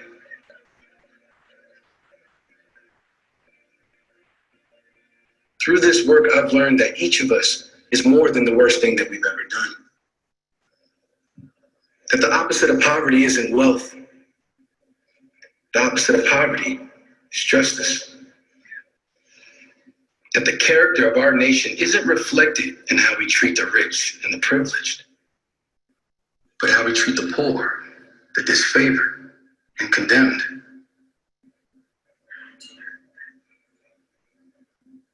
Our system has taken more away from this innocent man than it has the power to give back. But I believe if each of us can follow his lead, we can change this world for the better. If we can look at ourselves closely and honestly, I believe we will see that we all need justice. We all need mercy, and perhaps we all need some measure of unmerited Truly, every time I hear this piece, I feel something inside of me shift. And I think that's important, to feel ourselves change every day. As he says, we all need justice, we all need mercy, and perhaps we all need some measure of unmerited grace. Dr. Moore, can I please invite you to share your closing thoughts with us? First of all, I would like to thank you and all of the panelists for this discussion. In terms of my feelings, I feel that for sure, all of us have a moral obligation and purpose, in making sure that justice, wins over both in the criminal justice, in the criminal justice system, socially and education, in every facet of American life. Definitely, we need to stand up, in our different religious faiths, make sure that there is equity and that we are championing, the true cause of justice. Personally, I think it's incumbent upon us, each of us, to make sure on a daily basis that we are challenging our own respective missions. And one thing that has been very important to me in Buddhism, developing a sense of mission. Being a professor, a college professor, and teaching African-American history has not been easy, African-American history. Even in doing research throughout college life, I found myself becoming angry. I found myself becoming distrustful. I found myself wanting to alienate myself from others. However, the spirit is most high. And we are able to use our spirit, to, challenge those inequities in society and to encourage others and to uphold others, then we are fulfilling our greatest mission. I am happy that I started to develop spiritually, because had I not, then I think I would be those on the sideline, devoid of hope, devoid of courage, and devoid of humanism per se. So, my Buddhist practice is one of human revolution. I continue to change. I continue to evolve. It allowed me to transform hatred and distrust into mission. And for that, I'm eternally grateful as a Buddhist. In terms of mercy, I think all of us have to adapt that theory of mercy, and make sure that forgiveness is always in the center, of our hearts. None of us have the right to judge anyone else. We need to be as supportive as we possibly can for those who have less, for the poor, the downtrodden, and those who cannot speak for themselves. So it's a blessing to use our spirituality to advance the cause of justice. And I continue to do that. And in closing, I just wanted to do one quote from our president, Daisaku Ikeda, who says that a great human revolution in the life of one person can change the destiny of humankind and our planet. It is Buddhism, the Lotus Sutra, that encourages and enables people to become aware of great power, to draw it forth and use it. Buddhism gives people the means to develop themselves thoroughly and opens their eyes to limitless power inherent in our lives. So in essence, laws and institutions can only change if the hearts of the people change. I'm in no way saying that everyone needs to be a Buddhist, but what I am saying, is that if society is to change, then the hearts of the people have to change. Because we've already seen that laws won't do it. It's partial Band-Aid, but then 30 years from now, we'll be faced with the very same protest. So thank you again for allowing me to participate on this panel. I really deeply appreciate all of you.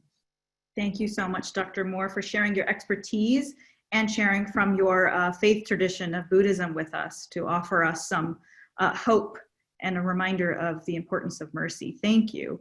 Imam Abdul Hafiz, can I please invite you to share next? Again, thank you so much, South Coast Interfaith Council and all of the panelists that were here and all of those who listened in. Truly, this is a moment that I pray that we take advantage of moving forward. It is, the being merciful for others as we want mercy to come our own way. Looking forward to finding opportunities. I'm a descendant of slaves, and we're resilient as a people. And hope is about being resilient and consistently never giving up. And what we learned from the story, from the movie, was never giving up until the end. And this is why I think he was able to say he learned so much, because the person whose life was on the line never gave in. And I think that this is how we all have to look at life, and we may not always get the outcome that we want, but we want to have the faith that we stay faithful, we stay true, we stay in hope, and we stay connected, because we were created in a communal way. And us being there, faithful people and non-faithful people, but collectively as a community, we can get through these moments, and we must get through these moments. And at least during this period that we're here, we make the earth a little better than how we found it. And it's a constant challenge before us, but working together, we can get there. Thank you so much, Imam Abdul Hafiz, for your time, and truly for continuing to take care of those that society, civil society, has cast aside and forgotten about. Thank you. Reverend Dr. Najuma, may I please invite you to share? Thank you. And again, thank you for allowing me to be part of this really wonderful conversation. Couple things I want to just say. First, two questions that came up when my son was killed as we were starting the case, the court proceedings. Two questions I kept getting asked by people that I thought was actually strange for people who know me. And one question was, are you guys going for the death penalty or life in prison?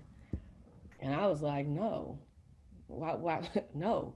And here's why. As a parent, as a mother, I know the pain I felt when my son's life was taken.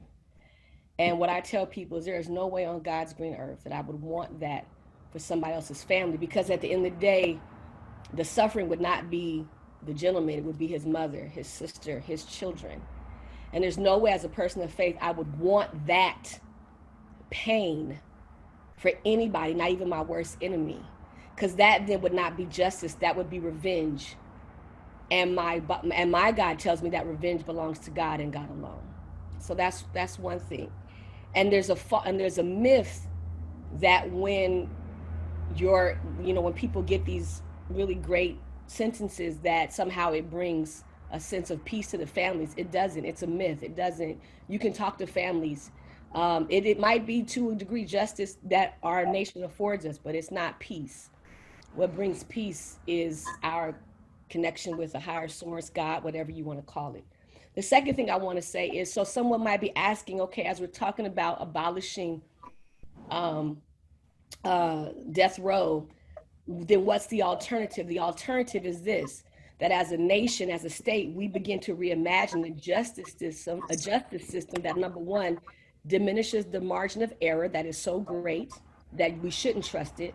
But number two, reimagine a justice system that actually works to restore the lost, because that's what our faith, at the core of all of our faith, is this principle about restoring the lost. And number three, when you have those cases of really gross and egregious violent crimes, we can reimagine a system that actually deals with that without taking the life and then causing pain and suffering to family members who have nothing to do with a crime that their family member may have committed. And the last thing I want to say is that as we're talking about why is this conversation important now, because now is a shifting in the air. There's a shift in the air for people who are spiritual. We know that this is not just about George Floyd or Breonna Taylor or COVID. So this is an opportunity for us to be a better community and a better nation. And I pray that we lean into our faith and become a part of that process at whatever space you can, that you allow your faith to help you engage the process of this mass shift that's happening. So again, thank you for allowing me to be a part of this conversation, and I look forward to many more. Thank you, Reverend. And I ask everyone that's watching, may we all pray for your son today, Daniel, right? He'll be in our prayers and thoughts today. Thank you for being with us. Mr. Rody, can I please ask you to offer us some closing words? Well, I have been so moved by this program today. I've done various seminars and programs and panels. This was extraordinary, and I am deeply grateful to the South Coast Interfaith Council for convening this. I believe this has been recorded, and I hope it will be made available. The wider currency, these ideas, the sense of faith and deliberate pursuit of justice, the better. I was very moved just now by Reverend Najuma's remarks with a quick story. The Oklahoma bombing, many of us remember, and a young woman was killed, and her father, Bud Welsh, was in tragedy over the loss of his daughter. And he couldn't bring himself to do anything else but want to see Timothy McVeigh, the perpetrator of those brutal crimes, executed. And Bud Welsh said he would do it with his own hands if he could. Well, Bud Welsh went through a transformation, and it's the kind of transformation that gives me hope tonight. The kind of transformation that the American people and surveys and studies and personal testimony has shown, that people are transforming their attitude toward the criminal justice system, and they're transforming their attitude toward the death penalty. So Bud Welsh realized that his daughter would not have wanted Timothy McVeigh executed to add to the bloodshed. And on the night of Timothy McVeigh's execution, because the system rolled forward and it ignored the wishes of Bud Welsh and his daughter, Bud Welsh knew he needed to be in one place on the face of the earth that night, and it was sitting next to Timothy McVeigh's father. Bud Welsh had lost his daughter, and he knew he needed to hold the hand and sit with the father of Timothy McVeigh at the very time that the execution was taking place. That's a powerful example of humanity and transformation. In my faith of Judaism, there's been a transformation from a time when the death penalty was used for blasphemy, false evidence, insubordination, false prophecy, bestiality, and a whole list of crimes. Judaism and the rabbinical movement has moved to the point today the Orthodox, the conservative, and Reform sides of Judaism all believe that the death penalty is barbaric and absolute and is obsolete. So that's the faith tradition that I adhere to. I'm active with Bend the Ark, a Jewish partnership for justice. And we take our name from the principle that the arc of justice, the arc of history, bends toward justice. But it doesn't bend alone. It needs benders. It needs people like the panelists I've been privileged to serve with today and people listening to this program. We need to put our shoulder in to bend that arc toward justice, to do everything we can each day in the various fields of injustice, including the death penalty. And I think if we do that, if we come together in the spirit of humanity that's been exhibited here for the last 2 hours, we will truly have achieved just mercy. Thank you so much, Mr. Rody. I want to thank Dr. Moore, Imam Hafiz, Reverend Najuma, and Mr. Rohde for spending the week with me in conversation. I know I took a lot of your time and there were lots of lengthy write-ups. Thank you so much. As I pass the mic back to Milia, I also pray that may we be of the benders, may we bend and move the system from the business of the system towards centering victims, families, and bringing wholeness into our communities. Thank you again so much for honoring me with this conversation. Milia, I invite you to wrap things up for us. Thank you. Not sure what I can add that would add to the richness of what we've exhibited in this past 2 hours. Thank you so much. You know, as we conclude this program today, I must thank our panelists, Reverend Najuma, Mr. Steve Rody, Imam Abdul Hafiz, Dr. Billie J Moore, for engaging in this crucial dialogue. And thank you so much for your insights and your reflections and your stories. And of course, a special note of gratitude to SCIC President Sara Deen for facilitating this conversation today, as well as to President-elect Susan Brooks, who's behind the scenes and enabled us to accomplish this program today. And of course, to our Office Administrator, Cheryl Benz, for her continuous superb work and commitment to the success of this council. It certainly takes a team to make all of this work, and I'm blessed to have one of the very best. You know, in closing, I think it's important, as I was listening to everyone, I think it's important for us to remember that this story that was depicted in Just Mercy, it is an ancient history. It didn't happen that very long ago. And we can't forget that systems of white supremacy, it exists in every corner of our country, even today, right? And that they can take on many different shapes, some less visible than others. This story that we talked about, this story that we watched, it's not just a story of one heroic lawyer in the American South, but really of America itself. It's a story of the responsibility that we all owe each other if we seek to live in a truly united States with liberty and justice for all. So let all of us who want to stand up against racism do our part. We have to begin by seeking out people in our workspace, our classrooms, our community, the neighborhood that we don't go into, and our places of worship to actually sit down and have honest conversations like the one we engaged in today. It's both our moral responsibility and our civic duty to eradicate this systematic racism that withholds wellness and power from people of color and keeps us all from truly thriving. We at the SCIC, we are committed to doing our part in rooting out the systematic inequities that exist in our communities and helping to find meaningful solutions that addresses the challenges facing Black people and to enable for all Black people to be heard, to feel safe, and to thrive. To this end, as I conclude, I would like to offer the three services from the SCIC to our greater community to meet this challenge. Number one, we are happy to help organize and or facilitate a program just like the one that all of us engaged in today within your own faith community, within your places of worship and or organizations. If you are interested in this, please reach out to us. All it takes is an email to office@scinterfaith.org.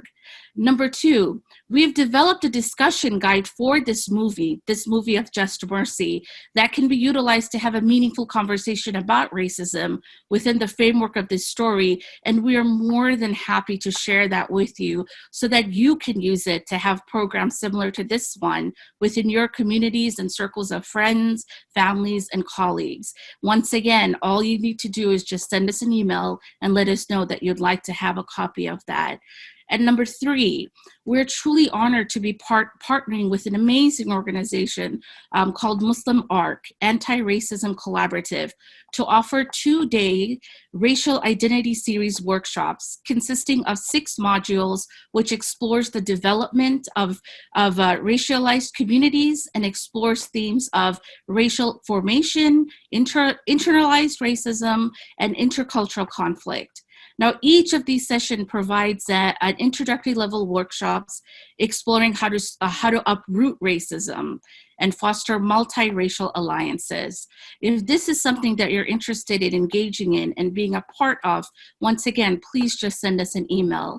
And that email for any of these 3 opportunities is again, office@scinterfaith.org. Now, you know, nearly 50 some years ago, an extraordinary man by the name of Dr. Martin Luther King, he had a dream that challenged Americans to acknowledge the deep roots of injustice within the power structures of our nation. He dared all citizens to have the audacity to envision an alternative to long-lasting systems of oppression. So as we conclude this afternoon, we invite you to join us to not only envision this alternative reality, but to make a commitment today to actualize it together. We must never lose hope in the fact that we can change this world for the better, and our actions must therefore follow in suit. As Mr. Stevens beautifully stated, indeed, hopelessness is the enemy of justice. So let us not lose hope, but instead come together as people of conscience, as people of faith, as people of no faith, as people in humanity, to come together and create a country that lives up to the ideals of compassion, of mercy, and justice. For as all the panelists said and emphasized, injustice anywhere is a threat to justice everywhere. So on behalf of the SCIC, from the depths of my heart, I thank you again for being with us today. I thank the panelists, and I look forward to our continued work together as we try to make this world a better place than what it is today. So thank you all so much, and have a good evening.